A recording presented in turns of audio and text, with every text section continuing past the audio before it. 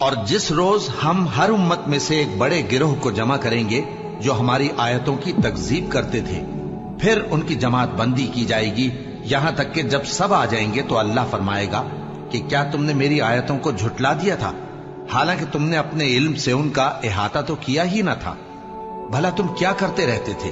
اور ان کے ظلم کے سبب ان کے حق میں وعدہ عذاب پورا ہو کر رہے گا تو وہ بول بھی نہ سکیں گے۔ کیا انہوں نے نہیں دیکھا کہ ہم نے رات کو اس لیے بنایا ہے کہ اس میں آرام کریں اور دن کو روشن بنایا ہے کہ اس میں کام کریں؟ بے شک اس میں مومن لوگوں کے لیے نشانیاں ہیں۔ اور جس روز سور پھونکا جائے گا تو جو لوگ آسمانوں میں اور جو زمین میں ہیں سب گھبرا اٹھیں گے مگر وہ جسے اللہ چاہے، اور سب اس کے پاس عاجز ہو کر چلے آئیں گے۔ اور تم پہاڑوں کو دیکھتے ہو تو خیال کرتے ہو کہ مضبوط جمے ہوئے ہیں، مگر وہ اس روز اس طرح اڑتے پھریں گے جیسے بادل۔